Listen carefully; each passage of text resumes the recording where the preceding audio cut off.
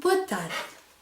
Antes de começarmos a entrevista sobre as vivências e memórias da linha do Tua, gostaria de lhe colocar algumas questões para ficarmos a conhecê-lo um pouco melhor. Senhor João, em que ano e onde nasceu? Boa tarde.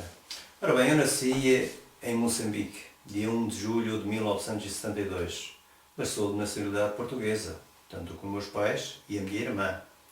O meu pai emigrou em 1966 e a minha mãe em 1970. O que levou os seus pais a emigrarem? O meu pai emigrou uma vez que cumpria o serviço militar em Vila Real e em Évora. Portanto, aí fora destacado para a Guerra do Ultramar. A minha mãe casou com ele 4 anos mais tarde e depois foi para Moçambique ter com ele. Casaram por procuração. Como é isso de casar por procuração? Antigamente usava-se isso, portanto, quando estavam duas pessoas em sítios diferentes, portanto, a minha mãe estava em Portugal e o meu pai estava em Moçambique, casava-se por procuração. Portanto, o meu avô paterno levou a minha mãe ao altar e meteu lá a aliança. E teoricamente casaram os dois. Casaram os dois, depois ficou tudo registado no papel e a minha mãe depois mais tarde foi ter com o meu pai. Eles decidiram construir a sua vida em Moçambique porque lhes permitia uma melhor qualidade de vida do que no Vale do Tua?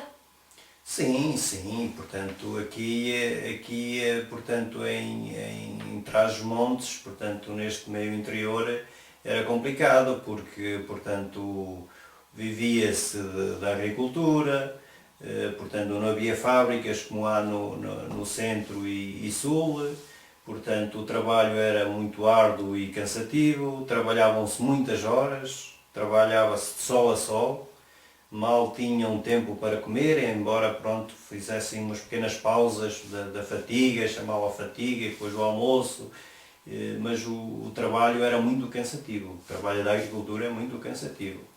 E em que ano é que voltaram para Portugal? Portanto, voltamos após 25 de Abril, em 1976. O Sr. João já não se deve lembrar como era antes, mas consegue lembrar-se de ouvir os seus pais comentar se havia muita diferença de antes do 25 de Abril e depois do 25 de Abril, quando voltaram? Após 25 de Abril isto mudou muito porque as pessoas, portanto, começaram a ter mais liberdade, trabalhavam, portanto, só às 8 horas, depois ainda iam trabalhar para eles porque tinham tempo. Antigamente não, antigamente andavam a trabalhar de sol a sol, era muito diferente. Que fizeram os seus pais quando regressaram a Portugal? Portanto, os meus pais, depois de virem para Portugal em 1976, portanto, o meu pai trabalhou na agricultura há algum tempo, inscreveu-se na Câmara Municipal, depois, mais tarde, foi chamado portanto, e começou a trabalhar na Câmara. A minha mãe, portanto, já era doméstica, continuou, portanto, também a fazer esse serviço. E pronto. E o senhor e a sua irmã eram estudantes? Sim, começamos a estudar. Eu vim com 4 anos, a minha irmã com 5. Passado 2 anos, portanto, eu comecei a estudar, a minha irmã um ano mais cedo. Portanto, a escolaridade obrigatória era até ao 6º ano. Depois, o 7º ano era em Carraseda, tínhamos de deslocar no autocarro. Portanto, a minha irmã, portanto, hoje já tirou a licenciatura. Eu andei no 7º ano, mas depois, portanto, deixei de estudar, trabalhei na agricultura e depois fui obrigado a emigrar para a Suíça. Quando emigrou para a Suíça, que trabalhos é que fazia? Portanto, eu fiz umas 4 contratas, portanto, fiz contratas de 4 meses, 2 meses e meio e depois a última de 9 meses. Portanto, eu trabalhava na apanha do morango, andava, portanto, dentro de uma estufa, porque as estufas, portanto, faziam com que o morango desenvolvesse mais rápido, porque o calor era imenso. Andava com uma máquina que levava 6 mulheres, elas iam assentadas e apanhavam o morango. Eu tinha que depois recolher, portanto, os cestos do morango para depois ser encaminhado para o depósito. Houve algum motivo em especial que o fizesse emigrar para a Suíça? Sim, portanto, a minha mulher atualmente, portanto, na altura era a minha namorada, já lá trabalhava, portanto, e eu depois fui para próximo dela, portanto, juntei o útil ao agradável, estava mais perto dela.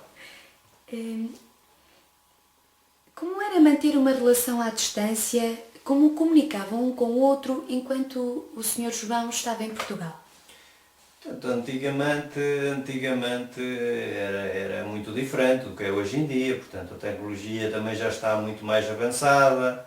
Portanto, hoje já se fala através do Facebook, mandam-se mensagens por e-mail, já se escrevem poucas cartas, mas antigamente era muito diferente, portanto escreviam-se cartas, mandavam-se postais, era muito mais divertido, era. Tal como o Sr. João referiu, com o desenvolvimento dos telefones e da tecnologia, a correspondência por carta tornou-se cada vez mais reduzida. Hoje em dia, as pessoas já não utilizam este meio de comunicação. Sente saudades do tempo em que escrevia cartas para a sua família, amigos ou para a sua namorada? Sinto muita. Portanto, a gente mandava os postais,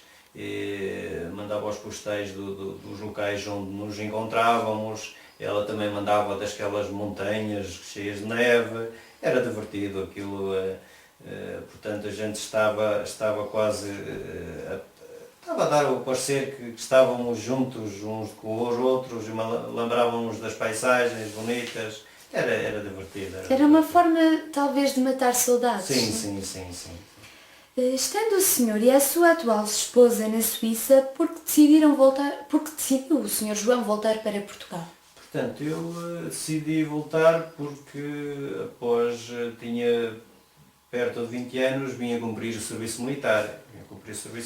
É obrigatório, e tive que deixar o estrangeiro e pronto, não podia adiar, e eu também queria ver uma coisa que era diferente, e faz bem ir à tropa, todos haviam de ir, porque do meu ano que eu me lembro, éramos 90 mil, do ano de 72, só 45 mil é que foram à inspeção, Nina.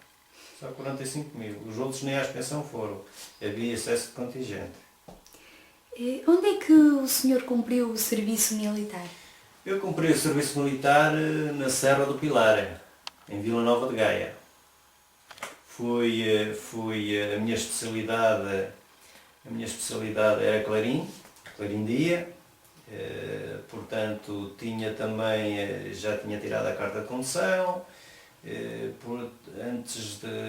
fui destacado para Braga, e depois, uma semana antes, portanto, fizeram uma transferência para a Serra do Pilar. Como tinha também dado que era músico, portanto, toquei na banda uns anos na minha terra e pronto, como tinha alguns conhecimentos de música, portanto, fui para a Serra do Pilar.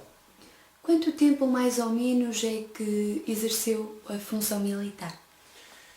O meu serviço militar foi de 6 meses, 6 meses e meio, mais ou menos. E durante esses 6 meses e meio, o senhor vinha visitar a sua família à sua aldeia? Sim, via praticamente só um fim de semana é que fiquei lá, do resto vinha todos os fins de semana. E como é que se deslocava para ir para o Porto, para a Serra do Pilar e para voltar? Portanto, eu vinha de comboio. Portanto, já havia autocarros também, mas portanto, era mais favorável vir de comboio. E provavelmente mais rentável também. Sim, mais económico, sim. Lembra-se da primeira vez que se deslocou de comboio? Sim, portanto, eu antes de ir para a tropa, eu já andava de comboio, já há uns anos, pronto. eu tenho uns familiares no Porto e eu, portanto, às vezes ia com eles e ia de comboio.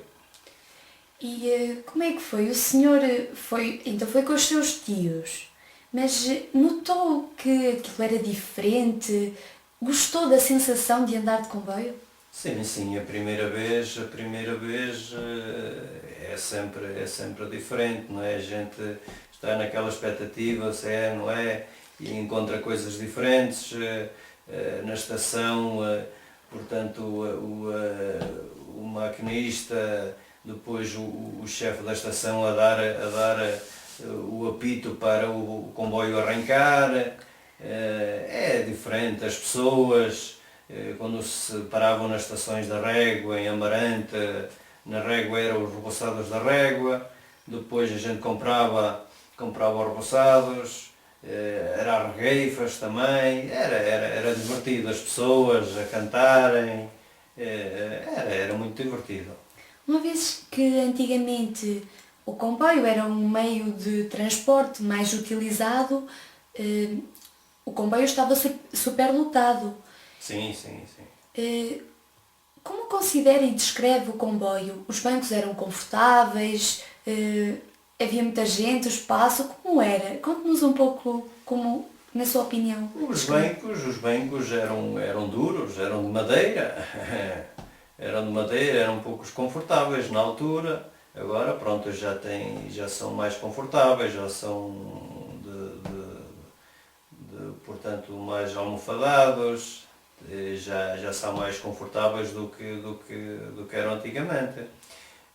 Portanto, em certas alturas do ano, nas festas da Páscoa, do Natal, portanto, os comboios vinham vinham muito superlotados, às vezes tínhamos que fazer as viagens quase de pé, tínhamos que fazer aquele sacrifício, mas era divertido, valia a pena, valia a pena. Uma vez que nessa altura a função militar era obrigatória a partir dos 18 anos de idade, deviam existir inúmeras memórias desses tempos. Pode contar-nos alguns episódios que marcaram as suas viagens? Oh, sim, sim.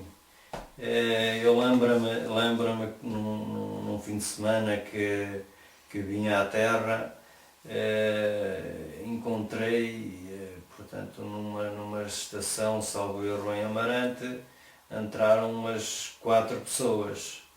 E, portanto, na carruagem onde eu vinha num banco, sozinho, vinha a ler o jornal, e no outro lado ia uma estudanta.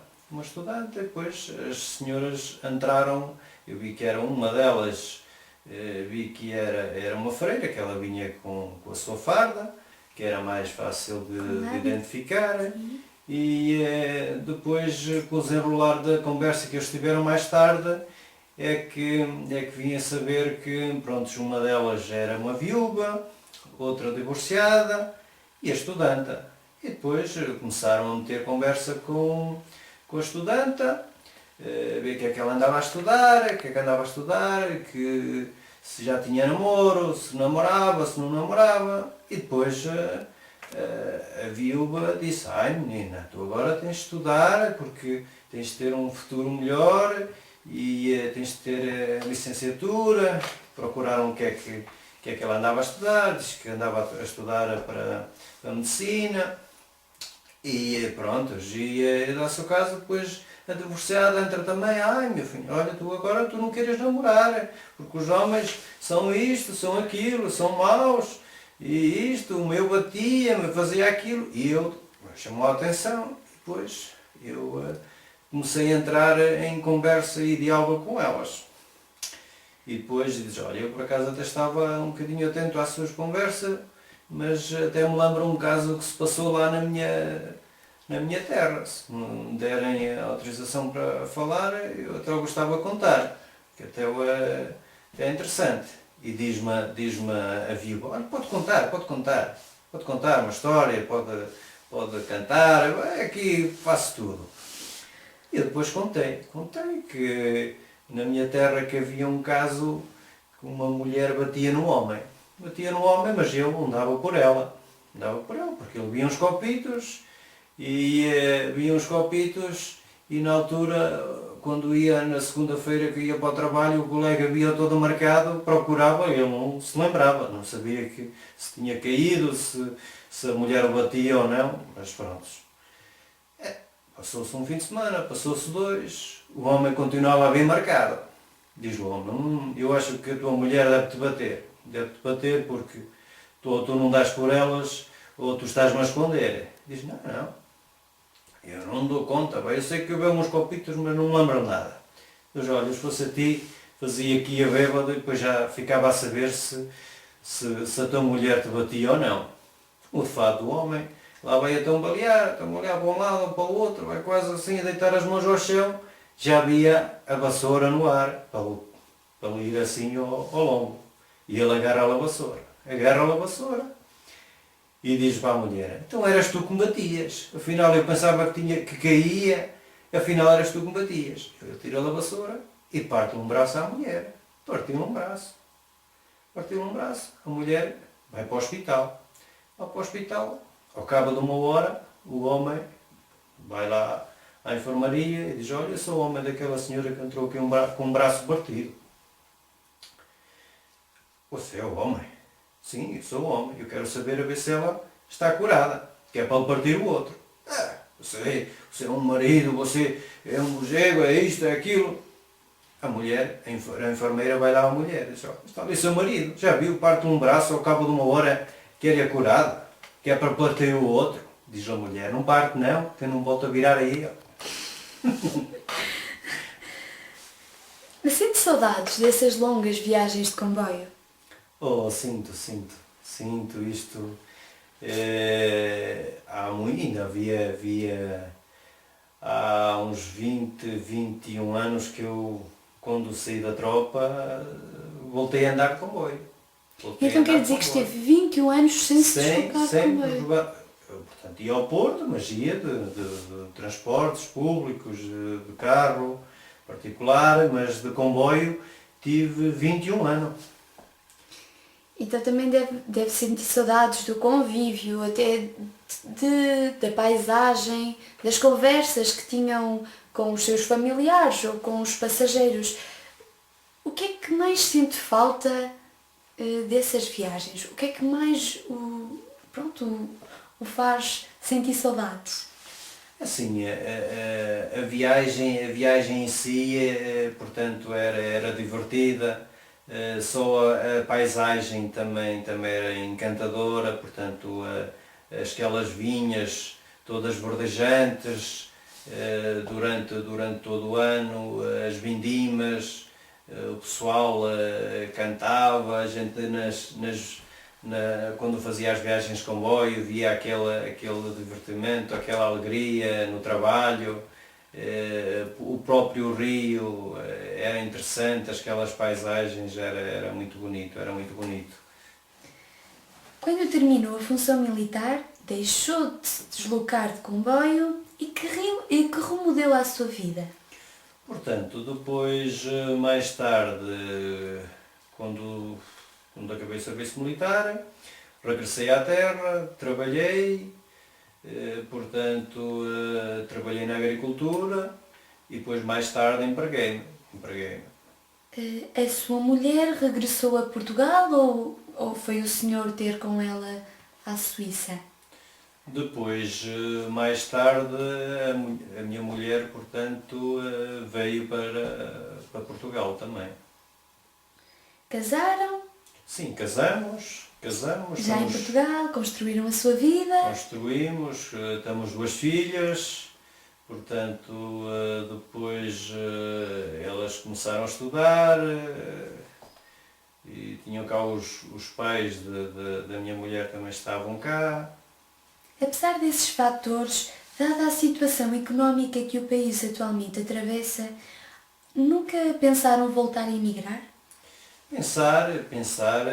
Pensamos, não é? Mas pronto, com 2 filhas, depois começaram aqui a estudar, depois era complicado, portanto, irmos outra vez para emigrar e, portanto, os pais da minha mulher também já tinham uma idade muito avançada, também era complicado deixá-los sozinhos ele era a única filha que estava presente.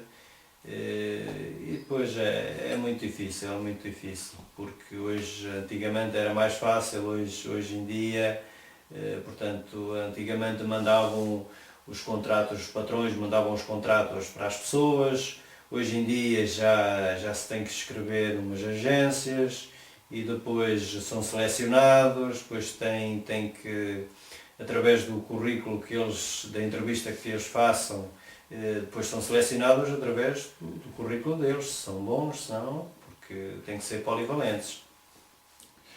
Voltando ao assunto anterior, lembra-se de alguma situação que tenha acontecido no comboio que o tenha marcado muito a si e à sua mulher?